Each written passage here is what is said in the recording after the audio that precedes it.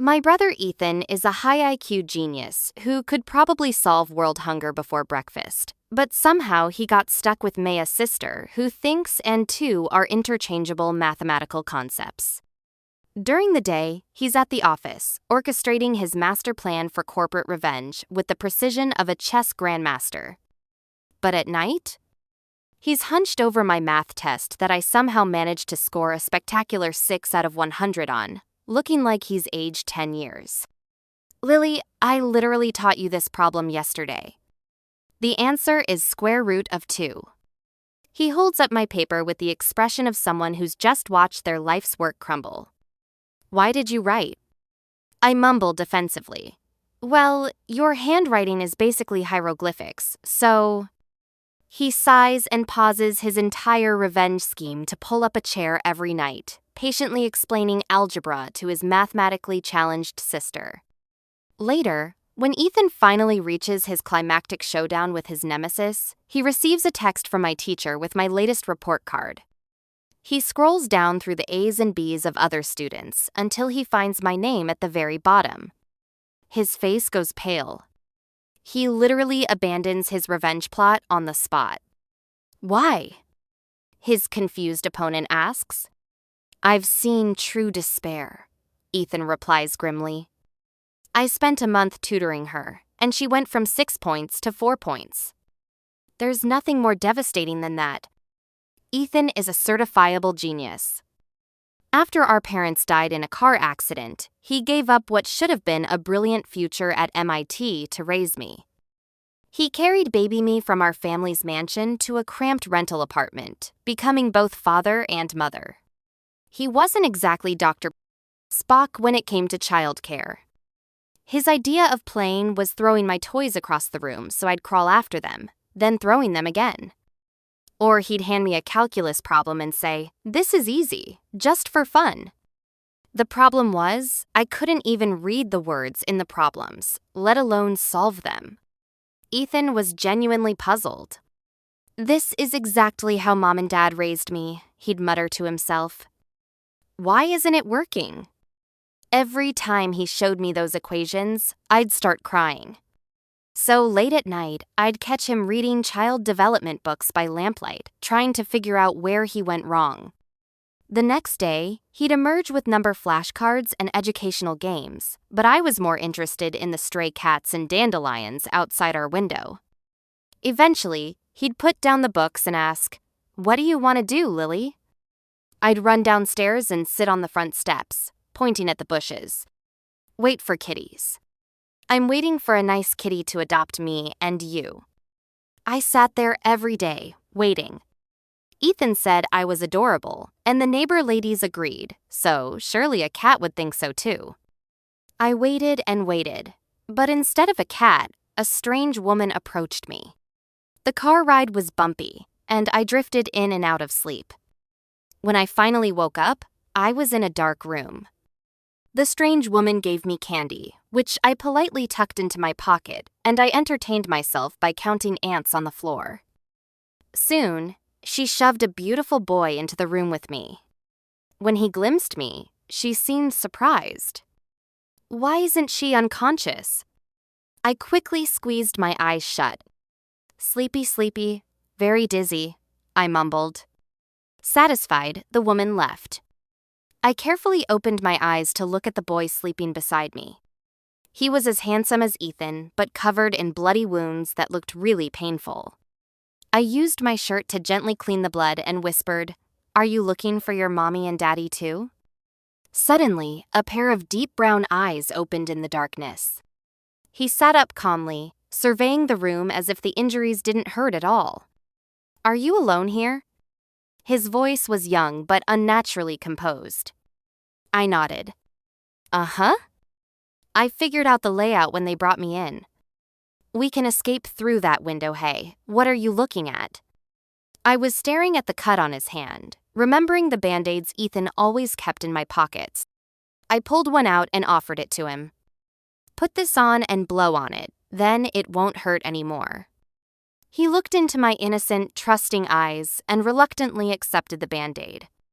He'd never been treated kindly by anyone before, so meeting this friendly little girl in such a place was unexpected. He quickly regretted accepting that band-aid, though. This little marshmallow wasn't afraid of him at all and kept chattering cheerfully. "Do you have a family?" she asked. "No." "Where do you live?" 0, 6. Foster care. "Oh! I know about that place. My brother and I were supposed to go there too." Bringing along someone smaller than himself made escaping much harder. He helped me through the window first, then climbed out after me. As soon as we got outside, I spotted someone in a yellow shirt and green tie and immediately ran toward him. "Ethan!" I threw myself into his arms. He'd brought the police. "Are you hurt?" he asked frantically, checking me over. I shook my head and turned to introduce the boy who'd helped me, but he'd already disappeared into the shadows, his small figure in tattered clothes melting into the night.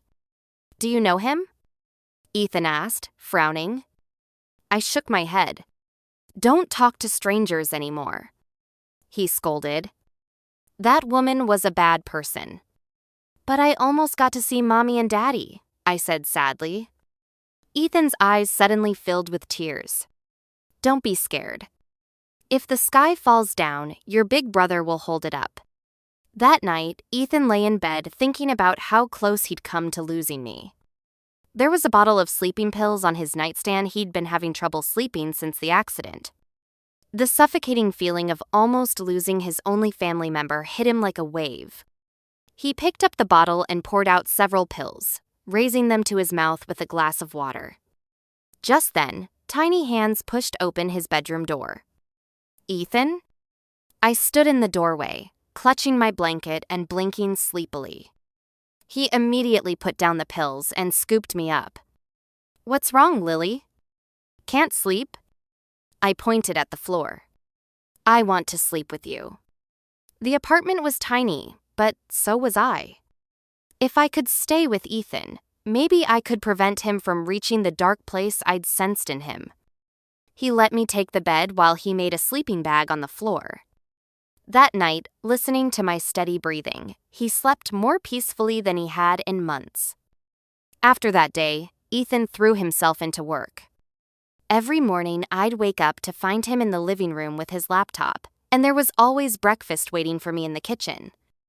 Even though he was busy, he still picked me up from school and would sit with me on the front steps, waiting for that special cat who would adopt both of us. Soon, his startup began to flourish. We moved from the cramped apartment to our own house and gained 2 new family members, Brain and Happy.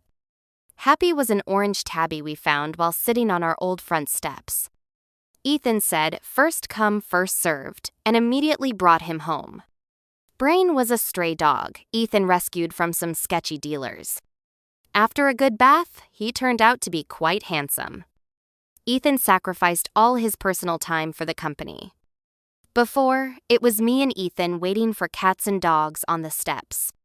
Now it was me, Brain and Happy, waiting by the door for Ethan to come home. "Lily just needs to study hard and be happy," he'd say, ruffling my hair. But things didn't go as planned. Compared to my genius brother, I seriously wondered if I was adopted. "Ethan, maybe we should get a DNA test," I suggested one day. "I might actually be switched at birth." He grabbed me by the collar. "Do you think I don't know my own sister? Look at our faces. Can't be that many people this good-looking in the world." He pinched my cheek proudly. I pretended not to notice the fresh scratches on his wrist. "You're right, I'm just as beautiful as you are. We're definitely related." Time flew faster than my ability to understand math. From elementary through middle school, Ethan personally handled everything related to me, including my spectacularly terrible math grades. Every day I'd sit by the door with my homework, holding Happy and waiting for Ethan to come home.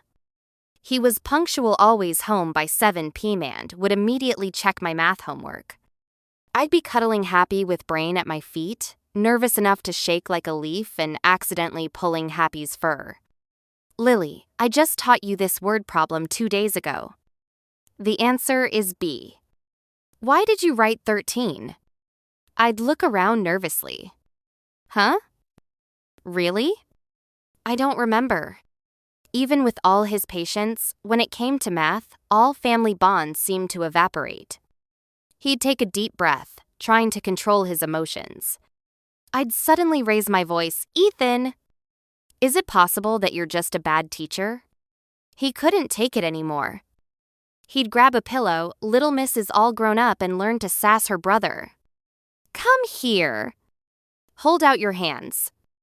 Seeing him get all worked up actually made me feel better. He was still the same Ethan, not the dark version from my nightmares. After chasing me around until he was exhausted, he'd collapse on the couch, breathing heavily. I didn't realize when our little girl got so tall and fast. Ethan, I win medals at the school track meets every year, I pointed out. He looked surprised. You're that athletic? Looking at my brother, who got winded after running 2 steps, I puffed out my chest proudly. Ethan, if you ever get in a fight, you have to call me. I'm really strong. I flexed my underdeveloped biceps. Okay, if that day ever comes, I'll definitely call Lily, he promised. Maybe even Ethan didn't realize that since he started helping me with math, he hadn't had insomnia in a long time. He also didn't notice that I'd replaced all the pills in his sleeping medication bottle with vitamins. Our peaceful life didn't last long. One day after school, when Ethan was picking me up, we ran into a middle-aged man. I stared at his fake friendly face and quickly recognized him from my nightmares, the man Ethan had killed with a knife, his dirty blood staining my brother's clean, cold face. He just called my name, and Ethan's expression changed completely. Stay away from my sister, Ethan said coldly. The man didn't seem angry. Ethan, we're family. Why treat your uncle this way? I'm looking out for you both. You're just one person raising your sister, and you can't keep up with the company. Don't you remember how much Uncle loved you when you were little? If I'm not mistaken, when you secretly took Lily away, you weren't even 18 yet, were you? Ethan instinctively tightened his grip on my hand. The man laughed loudly. What, planning to attack me here? This is a school, Ethan. Juniors should act like juniors. I can forgive those little moves you pulled at the company if you just apologize to Uncle. Ethan pressed his lips together. His phone buzzed twice. He glanced at it, and his frown deepened. Still won't do it? Your sister may be young, but she's still a Rivers family daughter. She's pretty, and lots of people outside have their eyes on her. If you're not careful and something happens, a flash of suppressed rage crossed Ethan's eyes. His hair fell over half his face. Uncle, I was immature about the past. Please forgive me. Another man nearby sneered. That's not the attitude for an apology. I think Mr. K's is. Rivers should at least kneel down and bow. Ethan, no, I whispered. It's okay. Just as Ethan's knees began to bend, I pinched my arm hard. Wah! I burst into tears, screaming at the top of my lungs. They're bullying a little kid.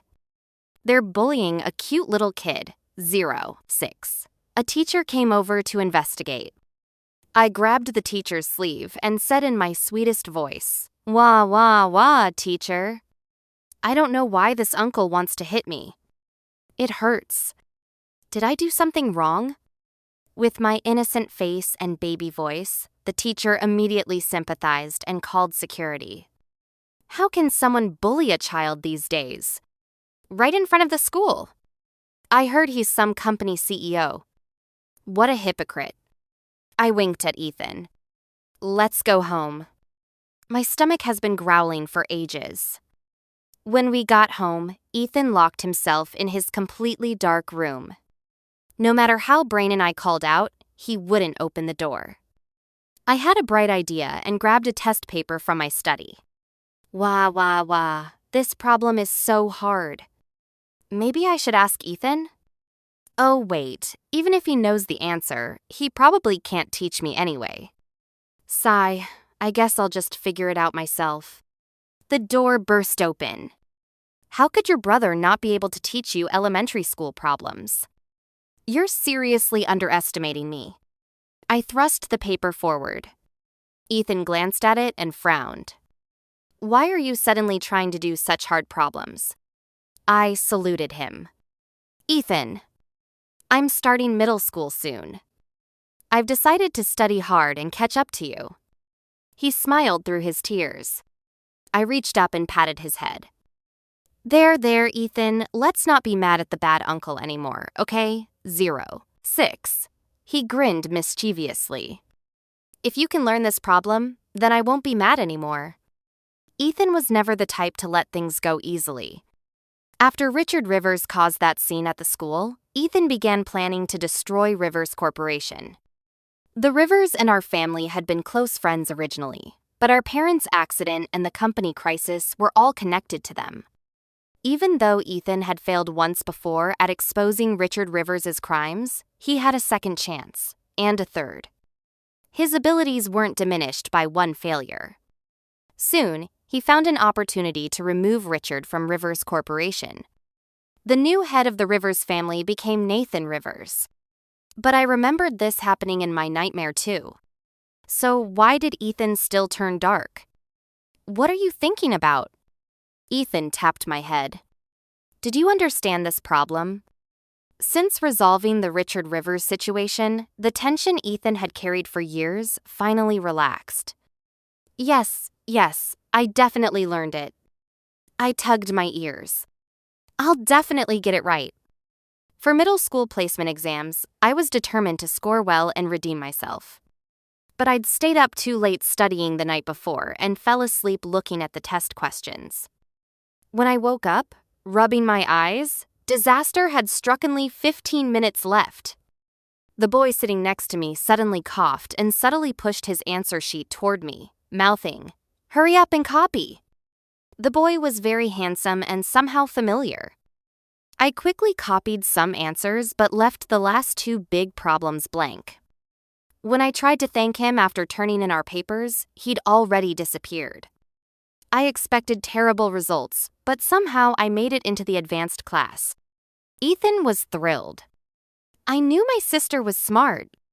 He went around telling everyone, then came home and personally cooked sweet and sour pork to celebrate. I gnawed on the ribs, tossing the bones to Brain, who wagged his tail so hard he could barely focus on the meat. Ethan, I think I just got lucky, I said honestly. He patted my head and put more pork in my bowl. From now on, nothing is more important than my sister's education. The day Ethan took me to the advanced class, he'd shaved his usually neglected stubble extra clean. He even swapped his usual colorful suits for a proper black shirt and cologne. He held my hand and walked proudly into the principal's office. I was terrified of teachers and clung to his suit. Ethan, maybe we could just go straight to the classroom? I whispered. Don't worry, your brother's got your back, he assured me. Surprisingly, the principal was very respectful toward Ethan. My brother bragged, just between you and me, I attended this middle school briefly. I was so far ahead that I skipped grades and went straight to high school. Seeing his proud, slightly arrogant expression, I could imagine what he might have been like if our parents were still alive. After chatting for a while, seeing that I was getting sleepy, Ethan said we had other business and started to leave. Just as we opened the principal's office door, another parent and student approached. What a coincidence! It was the boy who'd let me copy his answers during the exam. But he either didn't recognize me or deliberately ignored me. I waved at him, but he didn't even look my way. I pouted. How cold. But Ethan seemed to have some conflict with the boy's guardian. His expression changed completely. Mr. Say. Rivers, you're here too, the principal said, showing him the same respect he'd shown Ethan. In the city, there was only one person who could be called Mr. Rivers Nathan Rivers, the new head of Rivers Corporation. Sensing trouble, I quickly clutched my stomach and started hopping around. Ow! Ethan, I need the bathroom. I can't hold it! Ethan snapped out of it, his dark expression immediately replaced by concern. He scooped me up and sprinted out of the office at Olympic speed. Hold on, Lily. Just hold on. When I came out of the bathroom, Ethan was leaning against the hallway wall with an unlit cigarette in his mouth. I stood on my tiptoes, trying to reach it. Seeing me struggle, he bent down so I could take it from him. Ethan, you promised not to smoke, I reminded him. Look, I didn't light it. This is school, of course, I know that. I had an idea. Next time, use a chocolate stick instead. Ethan carried my backpack and took me to find my classroom. As luck would have it, just as I sat down, that handsome boy walked in and took the seat next to mine. Ethan immediately pulled him up like a kitten and tossed him aside. You're not sitting there. The boy showed no reaction to being manhandled, no struggling, no backing down. His eyes held the calm acceptance of someone used to such treatment. Just then, small hands tugged at his sleeve. Ethan, I want him to be my desk partner. My brother froze, his words catching in his throat. His phone suddenly rang. He put the boy down and told me to wait while he took the call in the hallway. The Rivers kid is adopted from foster care, no blood relation. Only Nathan Rivers treats him well. The others all look down on him. If you want to teach him a lesson and get him kicked out of your sister's school, it would be easy. Ethan took a deep breath and looked through the window at me, who was drawing boundary lines with the boy to establish our shared desk space. Never mind for now, he said and hung up. When he returned to the classroom, he shot one threatening look at the boy named Tyler, then turned to me with the gentlest expression. Be good at school, okay, Lily? I looked up at my brother and smiled sweetly, showing my dimples. Okay, the moment Ethan left, my face fell. How was I going to survive in this advanced class? A student in front of me turned around. You're Lily, right? Why would your brother let you sit next to this desk? Your seatmate used to be a foster kid, basically a bastard. None of the students want to sit with him. Hearing the word bastard, Tyler's hands clenched into fists. Even though the Rivers family had adopted him, he still heard this kind of gossip regularly. His adoptive father, Richard Rivers, used to whip him and call him a bastard whenever he was in a bad mood. Later, when Richard's nightmare finally ended, Tyler was still just that bastard to the Rivers family. He has a brother, a sweet young voice said beside him. The little girl blinked her bright, round eyes innocently. I saw his brother drop him off at school. He's not a bastard, has a brother. I'm so hungry, so hungry, so hungry. Middle school ended much later than elementary school. By 2 p.m., I was starving. When I got hungry, I got dizzy and confused. Through my fog, I noticed a Ferrero Rocher chocolate had appeared on my desk.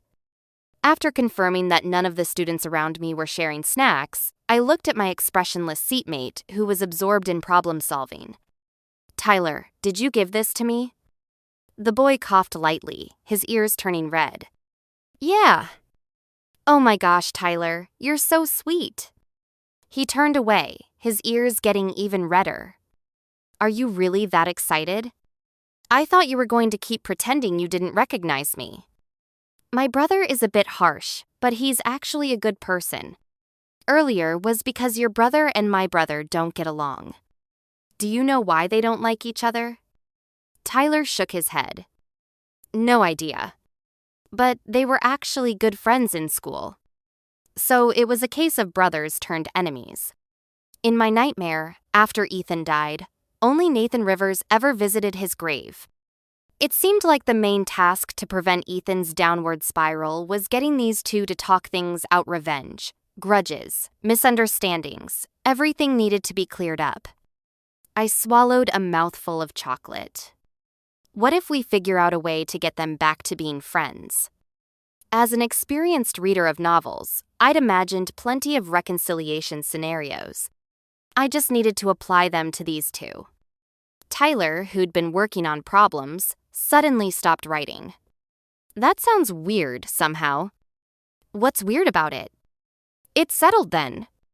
You handle your brother, I'll handle mine. We'll definitely get these two brothers to work out their feelings. When did I agree to this? Tyler didn't know how he'd gotten roped into following this little girl's lead. She was just like before, talking so fast, she didn't give anyone time to catch their breath. Oh well, might as well agree. It wouldn't take much effort anyway. On a weekend when Ethan wasn't home, I texted Tyler to come over to play, then in the evening had his brother come pick him up. That way they'd run into Ethan perfectly, and the chance for reconciliation would present itself naturally. When the doorbell rang, Tyler stood at our door with his backpack. Are you sure this is okay? 06. Of course it's okay. When I was little, Ethan warned me not to let other boys trick me into going to their houses, but he never said I couldn't trick other boys into coming to mine. Happy was a super introverted cat. Seeing a stranger, she immediately hid behind the curtains in my room, burying her head but leaving her tail sticking out. Brain, on the other hand, was an extroverted happy dog. He joyfully circled Tyler, tail wagging so hard it could start a fire. But clearly Tyler couldn't handle Brain's slobbery welcome. He found a spot in the living room to quietly work on problems. I played with Brain beside him, and when I got tired, I'd peek at Tyler's homework. Great, I couldn't understand a single problem. Time ticked by. Nathan, realizing Tyler wasn't home, called him. Tyler, did you go out? Tyler glanced at me. Yeah, I'm at a classmate's house. Nathan sounded pleased. A classmate? You usually don't like making friends. You found someone you like already? Brother, this is Lily. I'm Lily. I coughed loudly near his phone. Your brother is Ethan Rivers? Nathan asked. Yes. He's not home right now, is he? Nope. Okay, I'll come pick you up now. After hanging up, I immediately called Ethan. Ethan, when are you coming home? I'm hungry. Wait for me, I'll be right back. When Ethan came home, he ran right into Nathan. 06. What are you doing at my house? Ethan blocked the doorway, not letting him in. Nathan pointed inside. Picking up my kid. Two small heads peeked out from the door. My brother's pupils dilated with shock. He grabbed Tyler by his school uniform and tossed him outside. Who told you to come to my house? I weakly raised my hand. Ethan, that was me. I had problems I couldn't solve and wanted Tyler to teach me. My brother glared at Nathan. My sister's homework problems are for me to explain. Stop coveting my sister's homework. Me. Anyway, Tyler taught me a lot of problems. Since they're here, should we invite them in for dinner? Absolutely not. Ethan, why do you dislike Nathan and Tyler? I think they seem like good people. Because Rivers Corporation is our company's competitor. But you and Nathan used to be good friends, right? Is it because when our family was in trouble, Nathan didn't help you? I'd rather he didn't help. Otherwise, I'd owe him a favor. I deliberately said. Then he was pretty heartless. When we were at our most difficult time, he was your best friend and didn't help you. Don't blame him. He was abroad then. The Rivers family intentionally hid these things from him so he couldn't come back in time. He did come looking for me later. It seemed I was right. Ethan didn't really hate Nathan. Realizing he'd been reverse psychologied, Ethan sighed. You really have the family talent for scheming. Lily, I know you like being friends with Tyler. But in the future, our Rivers family and the Rivers family will fight to the death. Rivers Corporation must fall. So Ethan hated Rivers Corporation, the company that had stolen half our parents' life's work, not Nathan himself. And Nathan knew this too. Their different beliefs meant they couldn't walk the same path. But Ethan, the people who left are already gone. The people who are alive should cherish each other. I don't want you to destroy your life for revenge. I want you to live well. After that, Tyler and I tried every way possible to get the two brothers to meet more often, but Ethan had learned his lesson and wasn't so easily tricked anymore. One day, Ethan told me he was going on a business trip. A single workaholic hermit wanting to leave town? That couldn't be good. So I cried and blocked the door. Ethan, math is so hard. Wah, wah, wah. He looked at my test paper and thought long and hard, then called his assistant. Forget it, let them off the hook for now. I need to tutor Lily's math. She can't function without me. He pulled up a chair next to me. Seeing the score on my paper, he was shocked. 6 points? Again? I hung my head. Yeah. He pinched his temples, trying to comfort himself. It's okay, it's okay. You're still young. After teaching me math all night, he was so exhausted he fell asleep as soon as he hit the bed. I went back to my room and called Tyler. It's working! My 6 points definitely made Ethan question his life choices. He's too busy to travel now. On the other end, Tyler agreed. My brother was relieved too. Oh, I found an old photo of them from school on his computer. I'll send it to you. The photo was gorgeous young men with their arms around each other's shoulders, smiling brilliantly. Such handsome guys were born to be brothers. Wait, your brother's computer doesn't have a password? I just hacked it. The next day, my brother was at the office and found a mysterious photo of 2 men in his wallet. His colleagues. My brother. Several seasons passed in our sibling protection campaign. The two families maintained relative peace without completely falling out. Until my senior year of high school, when Ethan received an anonymous email containing a video that revealed the truth about the past. That day, our parents had obtained evidence of Richard Rivers' crimes. When Richard found out, he personally arranged for a truck to ram into their car. Every night, Ethan tormented himself with guilt. He used to visit the Rivers house often and had a good relationship with Richard. The day our parents got the evidence was the day Richard had manipulated him into revealing our parents' location. The nightmare found him again. Why should the person who committed evil still live peacefully in this world? 0, 6. Why didn't he go to hell? One rainy night, Ethan disguised himself and went to the club Richard frequented. The moment he pushed open the private room door, he lunged forward with a knife. Before the knife could pierce Richard's chest, a small fist got there first. Though it looked tiny and weak, it packed quite a punch. One hit, and Richard was on the ground. As the knife blade was about to hurt me, Ethan quickly turned it away. Tears streaming down his face, he shouted at me, "What are you doing here?" It was the first time he'd ever yelled at me. I turned around and waved my fist at him with a grin. Ethan, I told you if there's a fight, call me. Inside the police station, Richard, with his bruised and swollen face, swore he'd never let my brother and me go.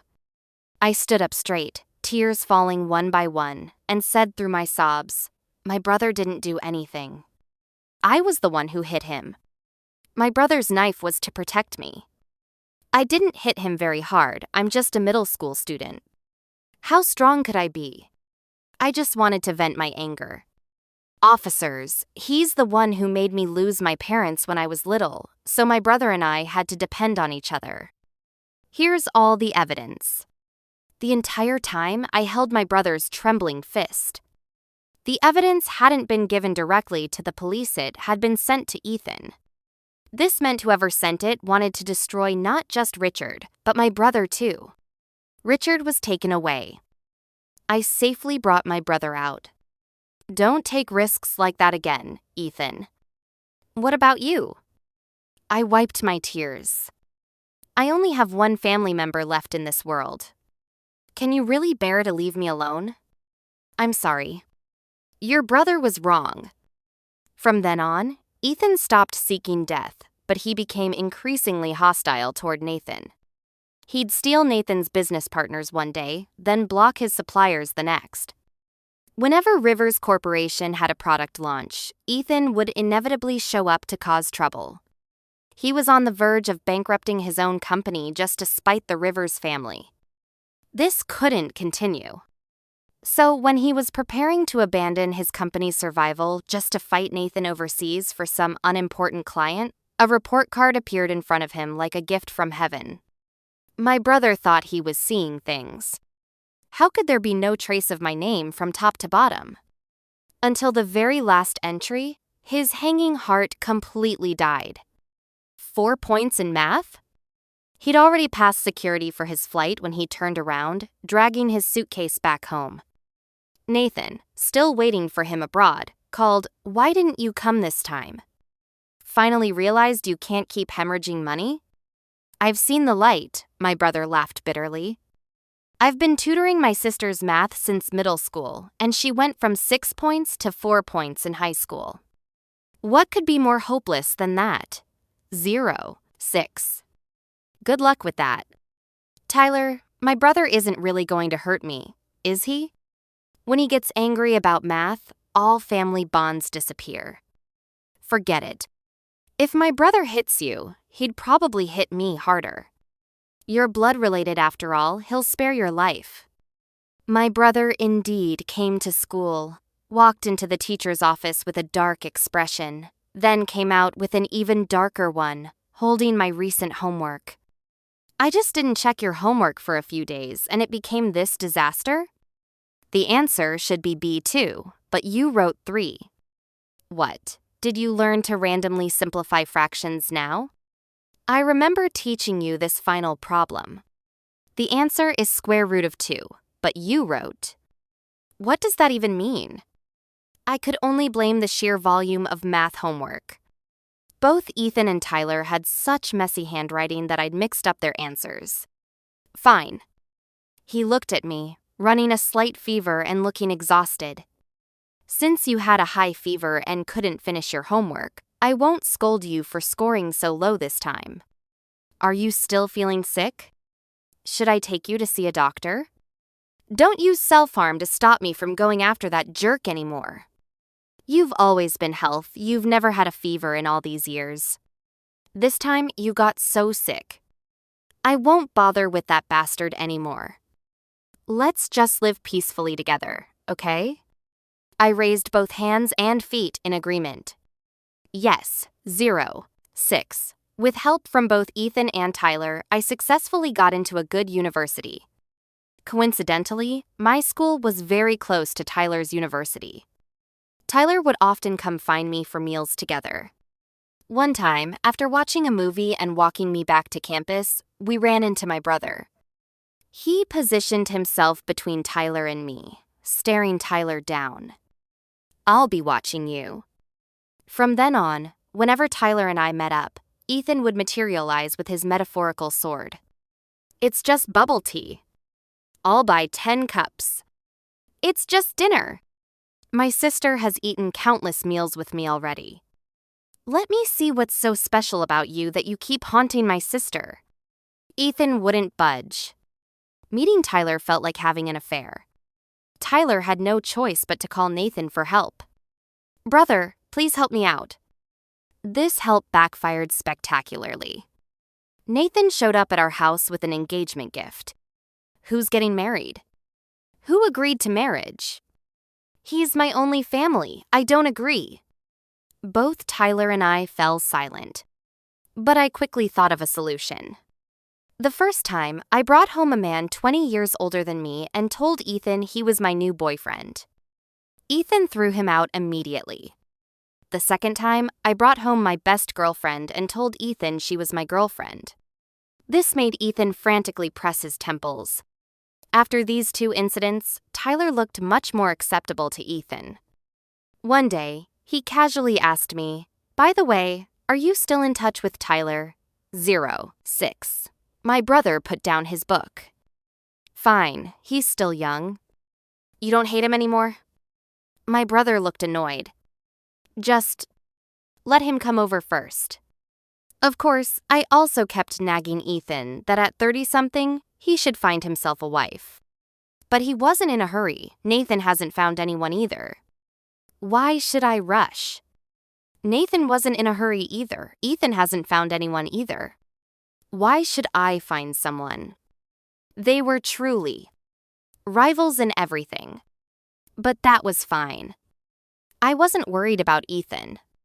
With Nathan as his equal opponent, they kept each other busy with their daily battles, and life was pretty fulfilling and happy. Later, on an ordinary afternoon, my brother suddenly asked me, if I had actually stabbed that knife into Richard Rivers' heart back then, everything would be different now, wouldn't it? Images from my long-forgotten nightmare flashed before my eyes like a movie reel.